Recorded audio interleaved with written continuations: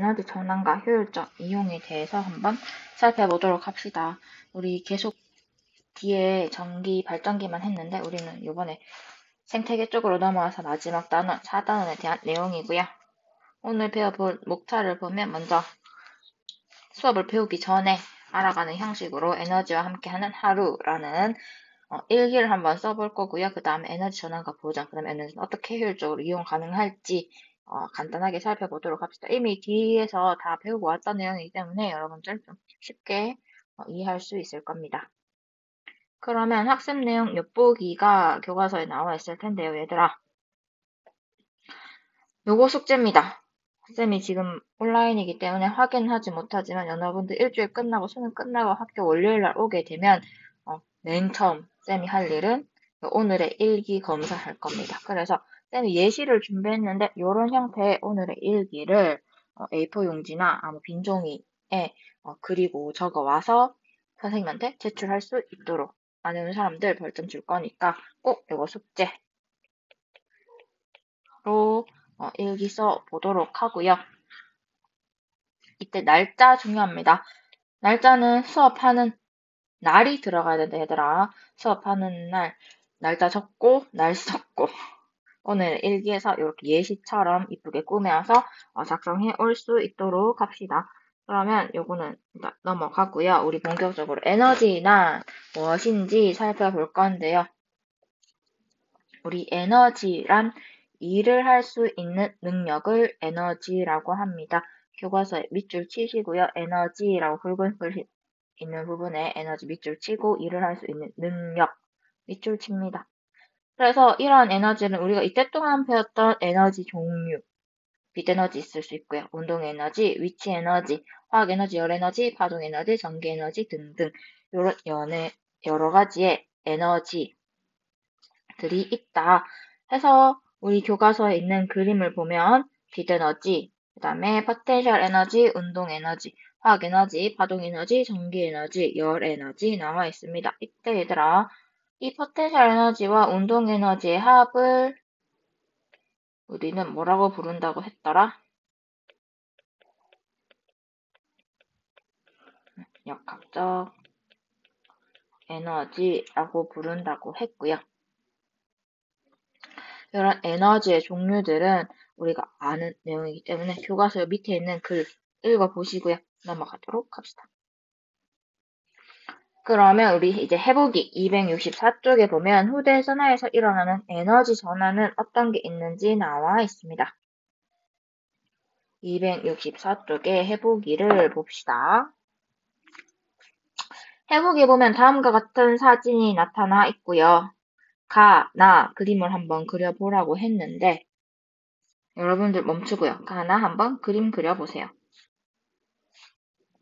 그림 그려보고 쌤은 이런 예시를 가지고 왔습니다. 이렇게 그림을 그리고 나서 두 번째 이제 휴대전화의 에너지 전환의 예시들이 어떤 게 있는지 살펴볼 건데요. 그리고 얘들아 교과서에 안 나와 있는 내용입니다. 첫 번째 충전. 충전을 하게 되면 우리 전기 콘센트에 일단 충전기 꼽죠. 이 충전기 꼽으면 그게 전기 에너지가 이제 그러면 그 휴대폰에 빛이 들어올 겁니다. 이 빛 들어오면서 화학 에너지로 전환되고요. 두 번째, 배터리 사용 같은 경우에는 충전했던 이 화학 에너지가 다시 사용을 하기 때문에 전기 에너지로 바뀌게 되고요. 우리 소리 녹음 같은 경우에는 일단 소리를 내죠, 우리가. 그러면 소리 에너지가 휴대폰에 들어가서 입력이 되어야 되기 때문에 전기 에너지로 바뀌게 되고요. 네 번째, 우리 음악을 듣게 되면 일단 휴대폰에서 소리가 나오지. 휴대폰에서 소리가 나온다는 건 전기 에너지가 소리 에너지로 바뀌게 된다는 거고요. 진동 모드는 일단 전력이 있어야 되죠. 전기 에너지, 휴대폰의 전기 에너지가 진동, 어떠니? 움직이죠. 움직이기 때문에 운동 에너지로 바뀌고요. 화면 영상 같은 경우는 영상의 일종의 빛이 되겠죠. 그래서 우리 휴대폰에 있던 전기 에너지가 빛 에너지로 바뀌게 된다라는 거 정리를 좀 해두도록 합시다. 이 내용 같은 경우에는 교과서에 없는 내용이기 때문에 옆에 여백 있으니까 그 여백에 좀 필기를 해 놓도록 하고요. 우리는 이러한 여러 가지 에너지 전하의 예시를 한번 살펴볼 겁니다. 이 예시들은 얘들아 우리 뒷파트에서 이미 다 배우고 왔던 내용입니다. 우리 빛 에너지에서 시작을 해봅시다. 우리 이전 시간에 태양 에너지에 대해서 배웠으니까 빛 에너지부터 시작하면 우리 태양 에너지가 빛 에너지로 바뀌고 나면 우리 탄소 순환 과정 4개 한번 생각해 봅니다. 그 경우 빛 에너지로 바뀌고 나선 우리 식물이 강합성을 하죠. 이 강합성을 통해서 화학 에너지로 바뀌고요. 이 화학 에너지는 열 에너지로 바뀌죠. 이 열 에너지로 바뀌었으면 화석 연료가 되어서 또 우리한테 역학적 에너지나 전기 에너지로 바뀔 수도 있고요. 그다음 역학적 에너지 기준으로 또 봅시다. 역학적 에너지 같은 경우에는 운동 에너지도 해당이 될 수 있고요. 또는 위치 에너지도 해당이 될 수 있습니다. 이렇게 두 에너지가 발전기에 가게 되면 발전기로 가게 되면 발전기를 통해서 전기 에너지로 바뀌고요. 이 전기 에너지가 다시 전등을 통해선 빛 에너지로 바뀔 수도 있고요. 이처럼 이렇게 돌고 도는 에너지는 어떤 형태로든 전환은 될 수 있습니다. 다른 형태의 에너지로 전환은 될 수 있지만 새로 생기거나 아예 사라져버리는 에너지는 없었죠. 이렇게 순환이 되기 때문에 그렇기 때문에 얘들아 전체 양은 항상 일정하게 보존이 된다라고 해서 우리는 그걸 에너지 보존 법칙이라고 하고요. 교과서에 에너지 보존 법칙이라는 정의가 또 그대로 쓰여져 있으니까 줄 쳐놓고 지나가도록 합시다. 그러면 이렇게 예시까지 봤다면 우리 마지막으로 이제 에너지의 효율적 이용에 대해서 살펴볼 건데요. 그 전에 우리 에너지 효율은 어떤 것인지 한번 살펴보도록 합시다. 쌤이 만약에 동일한 에너지를 1번과 2번 형광등에 주었다고 생각을 해봅시다. 그러면 1번은 밝게 빛났고요. 근데 2번은 약간 어둡게 빛이 났어, 형광등에서. 그러면 1번과 2번 중에 얘들아, 에너지 효율이 높다는 건 어떤 형광등 에너지 효율이 높을까? 당연히 밝게 빛난 동일한 에너지에서 밝게 빛난 일반 형광등의 에너지 효율이 높겠죠. 여러분들이 이걸 구분한다는 건 에너지 효율의 전반적인 개념은 알고 있다는 얘기입니다. 그래서 이러한 에너지 효율은 열기관에서 공급하는 에너지 중 유용하게 사용된 에너지 비율을 우리는 에너지 효율이라고 부르고요. 이때 이 열기관은 자동차라든지 지금 사진에 보이는 버스, 선박 등등 어떠한 열 에너지를 이용을 해서 우리가 움직일 수 있는 역학적 에너지로 변화시키는 걸 우리는 열기관이라고 합니다. 이때 이 열기관에 해당되는 에너지 효율을 우리는 열효율이라고 부르게 되고요. 우리는 다음과 같은 공식을 통해서 문제를 풀 수 있어야 하며 이 공식을 여러분들은 알고 있어야 합니다. 그 전에 우리 용어부터 이 그림을 통해서 정리를 할 건데요. 우리는 열 에너지를 발생하기 때문에 처음에는 높은 열로 시작할 겁니다. 그래서 고열원이라고 하고요. 이때 고열원에서 나오는 에너지, 열 에너지의 양을 Q1이라고 합니다. 그래서 Q1은 열기관에서 공급되는 열 에너지를 Q1이라고 하고요. 그러면 이 열 에너지를 이 열기관이 받습니다. 열기관이 받아서 그 에너지로 열기관에서 일을 하겠죠. 이때 하는 일을 우리는 W라고 표기하고요. 일을 하고 남은 에너지, 즉 그 주변으로 빠져나가서 우리가 사용하지 않는 열 에너지를 우리는 Q2라고 합니다. 그래서 주변으로 빠져나가는 열 에너지를 Q2라고 부르고요. 그 빠져나가고 열이 다 빠져나가기 때문에 결과로 낮은 열이 남겠죠. 그래서 저열원. 그러면 이걸 토대로 우리가 공식을 정리해보면 얘들아 교과서에 그림 옆에 씩 나와 있을 겁니다. Q1은 하는 일 더하기 Q2로도 나타낼 수 있겠죠. 그러면 우리가 이걸 이항을 해보면 이 열기관에서 하는 일은 Q2 빼기 Q1이라고 나타낼 수 있겠네. 그지? 그러면 이거를 이제 우리는 효율이니까 퍼센트로 바꾸어서 생각을 해봅시다. 공식 네모 박스에 있죠. 열 효율은 열기관에서 하는 일 W 하고요. 분모에는 열기관에서 공급하는 에너지 Q야. 곱하기 100을 하는데 그러면 요거를 바꿔서 생각하면 얘들아 공식으로 나타내면 어떻게 될까? 하는 일이 아까 뭐였니? W는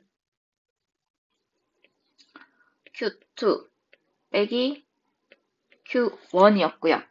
열기관에서 공급되는 에너지는 우리 Q1으로 봤죠.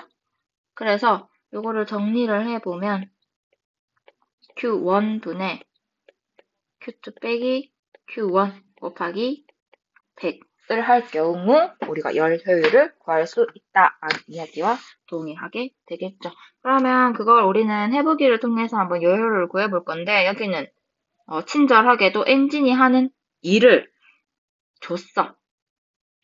그냥 줬어. 그러면 우리가 방금 배웠던 열 효율의 공식 뭐였습니까? 열기관에서 공급되는 에너지 분해 열기관에서 하는 일이었지. A부터 구해봅시다. 그럼 A의 열 효율은 공급되는 에너지 지금 150이라고 했고요. 엔진이 하는 일은 30이죠. 곱하기 100 하면 A의 열 효율 나오겠죠. 얼마입니까? 20%. 이거 약분하면 5분의 1이잖아. 20% 나올 거고요. B는 120분의 30 곱하기 100 해야겠죠. 그러면 25% 나오겠죠. 이거 약분하면 4분의 1이니까. 그랬을 때 같은 속력으로 같은 거리를 달릴 때 A, B 중에 연료를 더 많이 사용하는 건 뭘까? 효율로 따지면. 당연히 B겠죠. 열 효율이 높기 때문에 같은 거리를 달리더라도 더 많이 나가기 때문에 자동차 B가 더 많이 일을 하는 거고요. 즉 동일한 연료를 사용할 경우에는 자동차 B가 더 멀리 나아갈 수 있다라고 이야기를 할 수가 있겠지. 그래서 요거 해보기에 정리를 해 놓도록 하고요. 우리는 마지막으로 이렇게 에너지 효율을 높이기 위해서는 어떠한 방법으로 우리가 이걸 사용하고 있는지 살펴보도록 합시다. 첫 번째 우리 그림 바로 밑에 있습니다. 첫 번째 하이브리드 자동차. 이 언덕을 내려올 때 하이브리드 자동차 같은 경우에는 기름을 쓰지 않고 전기에너지, 배터리를 저장된 전기에너지로 길을 달릴 수 있기 때문에 첫 번째 하이브리드 자동차가 그 예시가 될 수 있고요. 에너지 효율을 높인. 두 번째는 그 효율을 높이기 위해선 전등의 발달. 바로 합시다.